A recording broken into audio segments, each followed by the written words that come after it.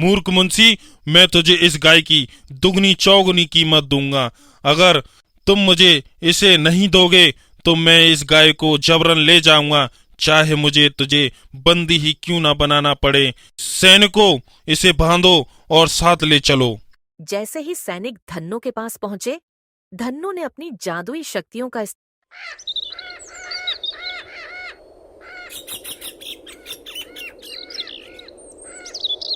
मुंशी बेहद ईमानदार और मेहनती आदमी था। वह सुबह जल्दी उठकर अपनी दिनचर्या शुरू करता। पहले बाड़े में जाकर धन्नो को नहलाता, फिर उसे ताज़ा घास खिलाता। वह धन्नो से ऐसे बातें करता जैसे वह इंसान हो। धन्नो, आज तो तुम्हारा दूध बेचकर मैं मिठाई लाऊंगा, क्योंकि तुम्हारी वजह से ही मेरा घर चलता है। अगर तुम न होती तो पता नहीं मेरा क्या होता, मेरे घर का खर्चा कैसे चलता। बहुत ही किस्मत वाला हूँ जो मेरे पास में धन्नो जैसी गाय है। मेरी प्यारी धन्नो, अब जल्दी से मुझे बहुत सारा दूध दो, जिससे मैं बहुत सारी मिठाई ला सकूं।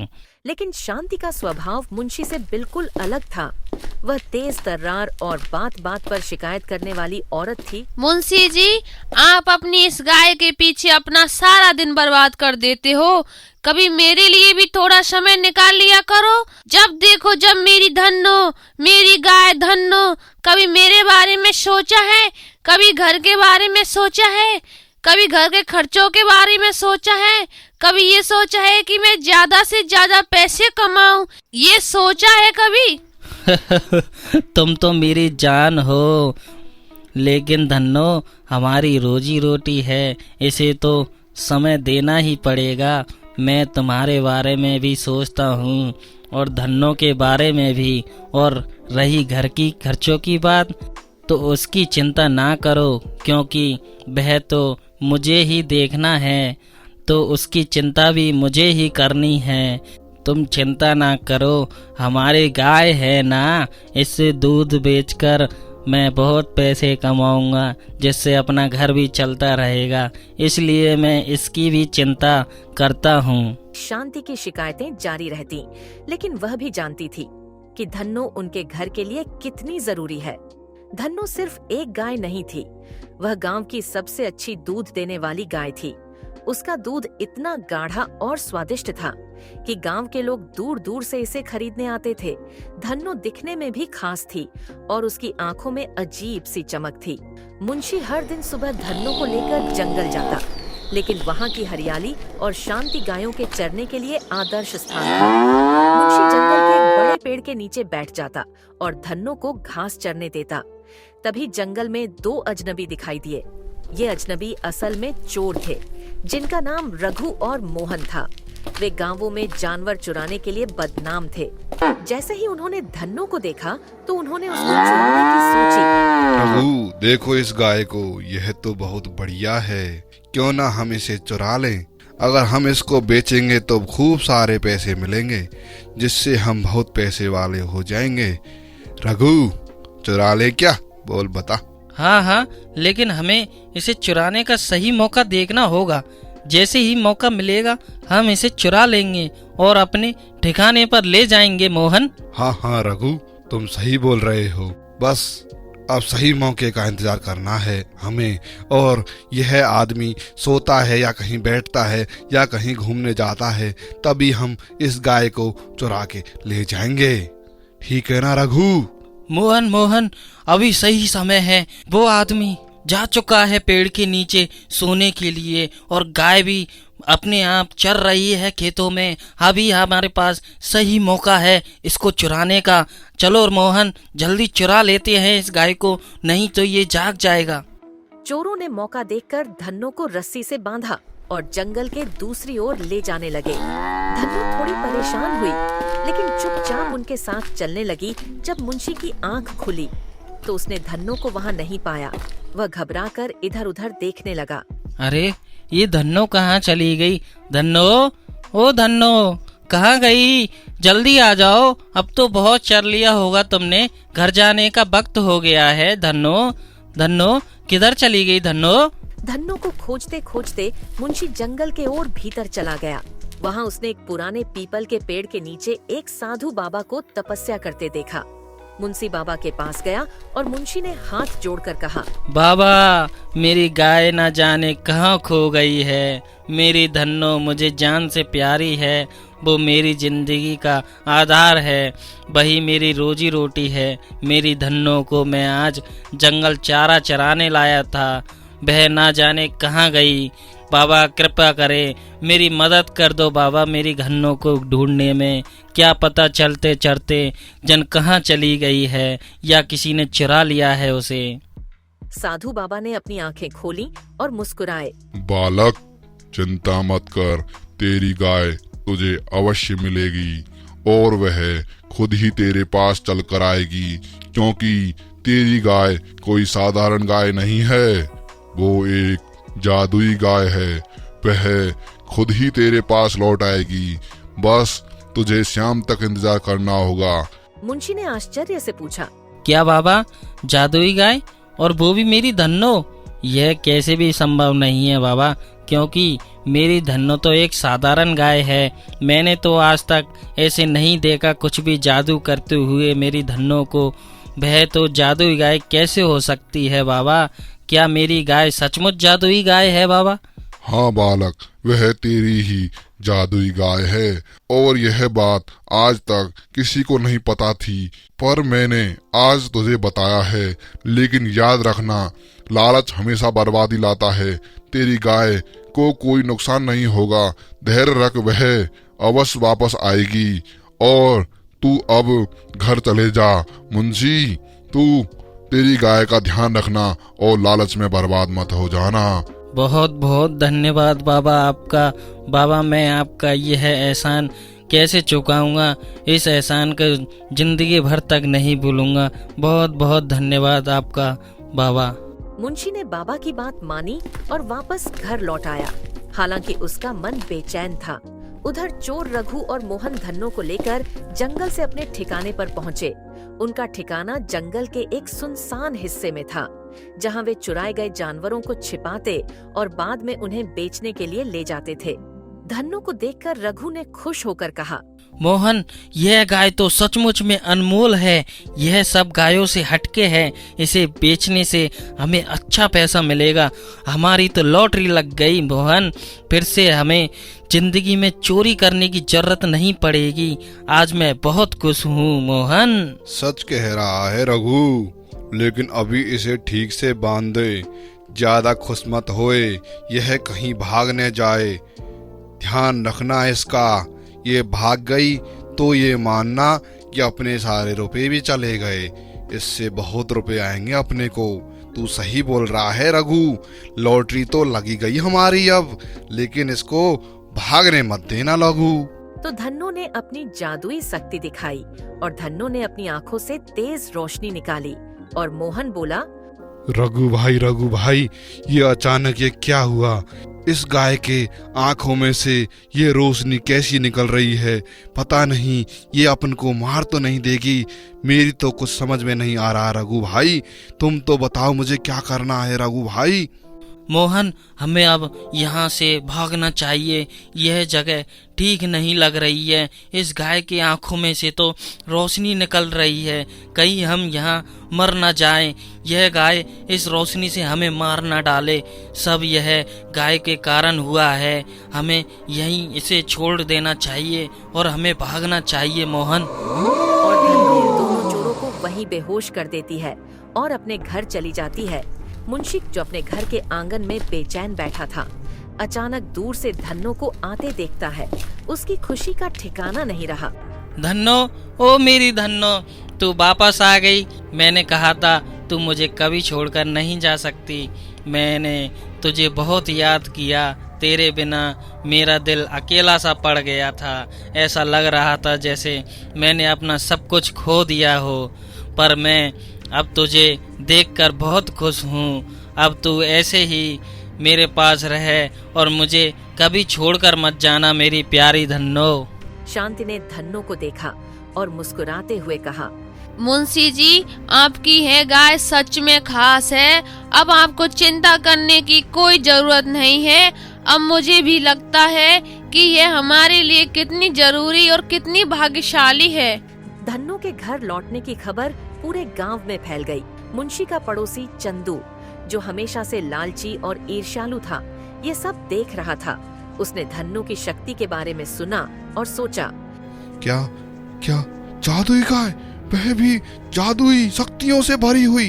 अगर यह गाय मेरी होती तो मैं इसे बेचकर अमीर बन सकता था। क्यों ना मैं इसको अपनी बना लूं। मैं आज रात इसको चुरा लूंगा और बेच दूंगा और फिर मैं माला माल हो जाऊंगा। मुझे जिंदगी भर पैसे कमाने की जरूरत नहीं पड़ेगी। मुझे इस गाय को चुराने के लिए कुछ ना कुछ करना होगा।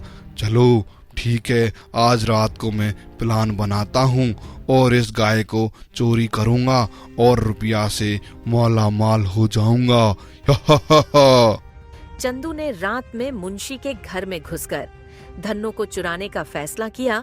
उसने सोचा, ओहो ओहो, ये गाय कितनी सुंदर है। वाह, ये जादुई गाय है। मैं इसको अभी चुराता हूँ। मैं इसकी रस्सी खोलता हूँ और इसको अपने घर ले जाकर और दूसरी जगह कहीं पे बेच दूंगा और मैं माला माल हो जाऊंगा। चंदू जैसे ही गाय की रस्सी खोलता है तो गाय की आंखों से तेज रोशनी निकलती है। तो चंदू उस रोशनी को देखता है और वो डर कर भाग जाता है।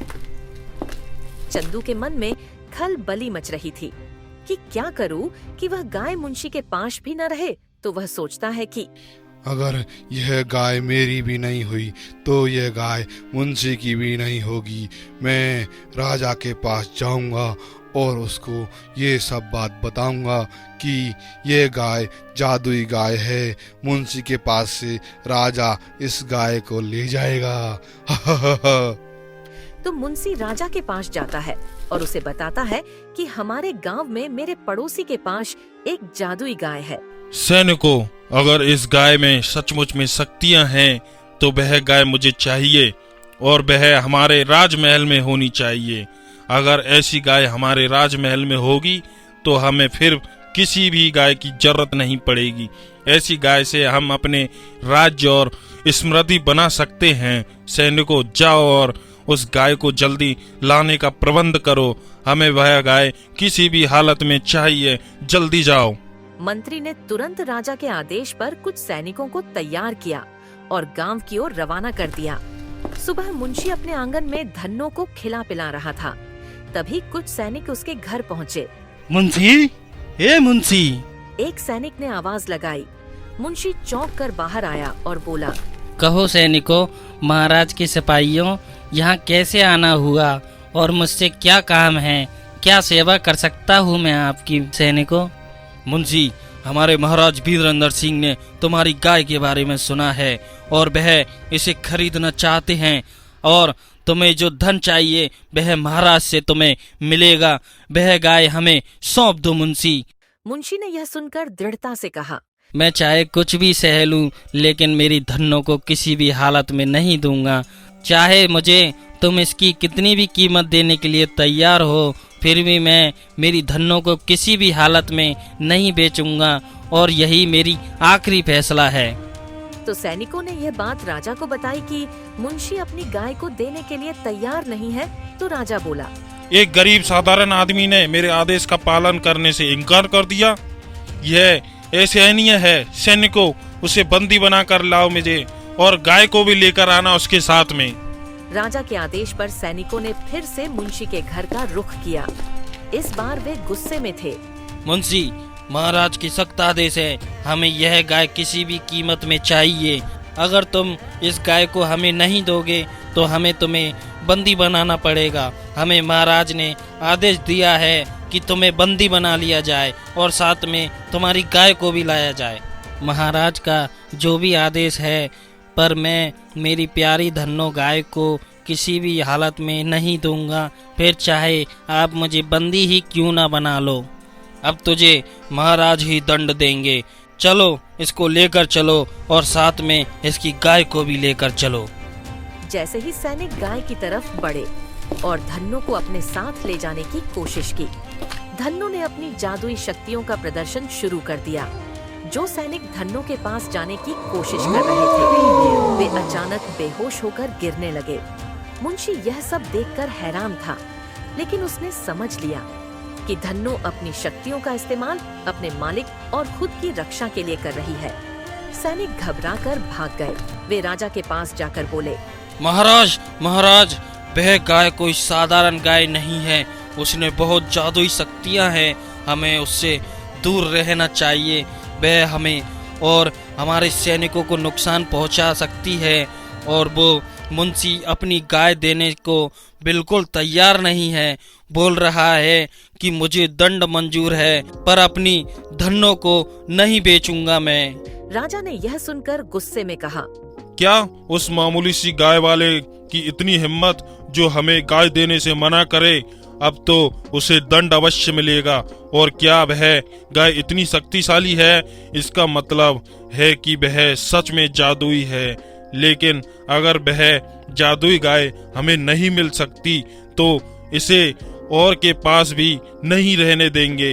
राजा वीरेंद्र सिंह ने सैनिकों की हार सुनकर तय किया कि वह खुद जाकर धन्नो को अपने कब्जे में लेगा। वह अपने सैनिकों के साथ गांव पहुंचा। मुंशी, मैं खुद चलकर तेरे पास आया हूँ। अब मैं देखता हूँ कि तुम मेरे आदेश की अवहेलना कैसे करते हो। अगर तूने ऐसा किया तो तुझे दंड अवश्य मिलेगा और तेरी उस गाय को भी बंदी बना लिया जाएगा। मुंशी ने हाथ जोड़कर कहा, महाराज, यह गाय तो मेरी जिंदगी का हिस्सा है। यह गाय ही मेरी रोजी रोटी है, इससे ही मेरा घर चलता है। इसलिए महाराज, मैं मेरी धनों को किसी भी हालत में नहीं दूंगा। मुझे मरना मंजूर है, पर अपनी धनों को किसी को देना नहीं। राजा ने गुस्से में कहा, मूर्ख मुंशी, मैं तुझे इस गाय की दुगनी चौगुनी कीमत दूंगा। अगर तुम मुझे इसे नहीं दोगे तो मैं इस गाय को जबरन ले जाऊंगा, चाहे मुझे तुझे बंदी ही क्यों ना बनाना पड़े। सैनिकों, इसे बांधो और साथ ले चलो। जैसे ही सैनिक धन्नो के पास पहुंचे, धन्नो ने अपनी जादुई शक्तियों का इस्तेमाल शुरू कर दिया। उसकी आंखों से एक तेज रोशनी निकली, जिसने सैनिकों को अंधा सा कर दिया। गांव वाले दूर से यह दृश्य देख रहे थे। अरे, यह सैनिक तो गिर गए। इस गाय का जादू चल गया। अभी इसकी आंखों से तेज रोशनी से यह सैनिक तो मूर्छित हो गए। राजा यह सब देखकर कांप गया। उसने समझ लिया कि धन्नो कोई साधारण गाय नहीं है और उसे छूने का मतलब विनाश हो सकता है। मुंशी, मुझे माफ कर दो, मुझे माफ कर दो। मैं तुम्हें और तुम्हारी गाय को बंदी बनाना चाहा। मैंने तुम्हारी गाय को पाने का लालच किया। अब मुझे समझ में आ गया कि यह गाय सिर्फ तुम्हारे लिए बनी है। यह सिर्फ तुम्हारी गाय है। मैं अब इसे नहीं छीनूंगा, पर मैं वादा करता हूँ, मैं किसी भी गरीब व्यक्ति पर कोई अन्याय नहीं करूंगा। मुझे माफ कर दो मुंशी। राजा ने अपने सैनिकों को आदेश दिया कि वे तुरंत वापस लौटें।